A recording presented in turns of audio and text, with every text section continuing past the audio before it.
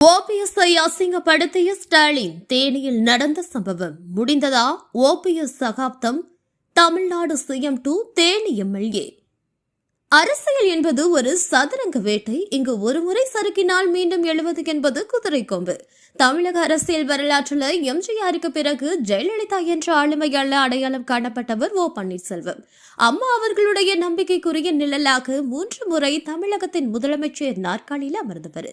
இன்று ஒரு சாதாரண மாவட்ட செயலாளருக்கு இணையான அந்தஸ்து கூட இல்லாம தவிச்சிட்டு இருக்காருன்னு ஒரு செய்தி காட்டுத்தீயா பரவிட்டு அதிமுகவோட கோட்டையா விளங்கிய தேனி மாவட்டத்துல, குறிப்பா போடி தொகுதியில சுருங்கி போன ஒரு தலைவனா ஓபிஎஸ் என்று சித்தரிக்கப்படுவது காலத்தின் கட்டாயமா இல்ல அவர் எடுத்த முடிவுகளின் விளைவா?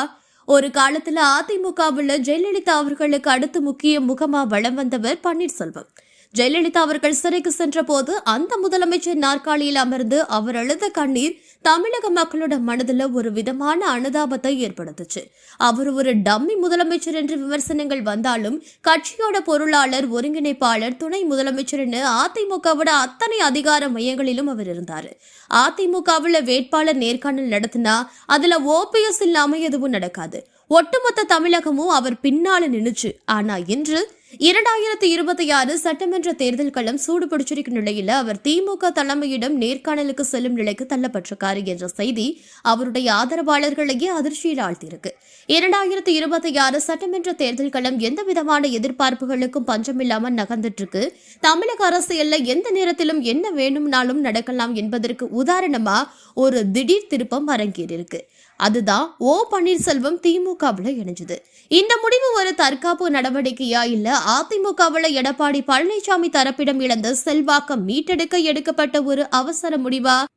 திரைக்கதையில வரும் பிளாட் ட்விஸ்ட் போல ஓபிஎஸோட இந்த நகர்வு அமைஞ்சிருக்கு. ஆனா இந்த திருப்பம் அவருக்கு பாதகமாவே முடிஞ்சிருக்கிறதா அரசியல் நோக்கர்கள் கருதுறாங்க.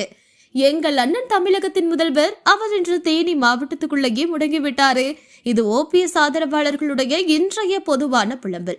ஒரு காலத்துல தமிழகம் முழுவதும் சுற்றுப்பயணம் செய்து அதிமுகவினரை உற்சாகப்படுத்திய ஒரு தலைவர் இன்று தனது சொந்த தொகுதியான போடிக்குள்ளேயே சுருங்கிட்டாரு. அதிமுகவுல இருந்தபோது அனைத்து தொகுதிகளுக்கும் வேட்பாளர்களை தேர்வு செஞ்சவரு இன்று ஒரே ஒரு தொகுதிக்காக திமுக தலைமை கிட்ட காத்திருக்காரு. அவருடைய அரசியல் பயணத்தோட மிகப்பெரிய சரிவா இது பார்க்கப்படுது. தமிழக அளவில் இருந்த அவருடைய ஆதரவாளர் வட்டம் மிக குறுகிய அளவுக்கு சுருங்கி விட்டதா அவருடைய விசுவாசிகளே வேதனைப்படுறாங்க. அரசியல்ல டைமிங் மிக முக்கியம். ஆனால் ஓபிஎஸ் விஷயத்துல அவர் எடுத்த சில முடிவுகள் மிக அவசரமா எடுக்கப்பட்டதா தெரியுது. அதிமுகவில் இருந்து வெளியேற்றப்பட்ட பிறகு அவர் செய்த தர்ம யுத்தம் மக்களுக்கு ஒரு நம்பிக்கையை கொடுத்துச்சு. ஆனா அதன் பிறகு அவர் எடுத்த ஒவ்வொரு அடியும் சறுக்கலா தான் அமைஞ்சது. அவசரத்தில் அவர் எடுத்த முடிவுகள் அவரை நம்பி இருந்த தொண்டர்களை குழப்பத்தில் ஆழ்த்துச்சு. இன்று திமுகவில் அவர் இணைஞ்சிருந்தாலும் அங்கு அவருக்கு கிடைச்சிருக்க மரியாதை என்ன? ஒரு காலத்துல அதிகாரத்தோட உச்சியில் இருந்தவருக்கு இன்று ஒரு சாதாரண மாவட்ட செயலாளர் இருக்கிற மதிப்பு கூட கிடைக்கலைங்கிறது தான் கசப்பான உண்மை. 3 முறை முதலமைச்சர், கட்சியோட பொருளாளர், ஒருங்கிணைப்பாளர், இத்தனை பதவிகள் அலங்கரிச்ச ஒரு மனிதர் இன்று அரசியல் ரீதியா ஒரு அனாதையா உணரப்படுறதையே திமுகவுல இணைஞ்சாலும் அந்த பெரிய கட்சியில இவர் ஒரு ஜூனியர் மாதிரி தான் நடத்தப்படுறாரு. அதிமுகவுல இருந்த போது அவர் ஒரு முடிவெடுத்தா அது அரசாங்கத்தோட முடிவா இருந்துச்சு. ஆனால் இன்று அவர் ஒரு வேண்டுகோள் வைத்தா அது திமுக தலைமையின் பரிசீலனைக்கு கூட செல்லுமாங்கிறது சந்தேகம்தான். இந்த அதிகார இழப்பு அவரை மன ரீதியாகவும் அரசியல் ரீதியாகவும் வெகுவா பாதிச்சிருக்கு. ஓ பன்னீர்செல்வத்தோட இந்த அரசியல் சரிவு வளர்ந்து வரும் இளம் அரசியல்வாதிகளுக்கு ஒரு பெரிய பாடம். ஒரு தலைமை அடிக்கடி தனது நிலைப்பாட்டை மாற்றிக்கொண்டா தொண்டர்கள் அவரை விட்டு விலகிடுவாங்க.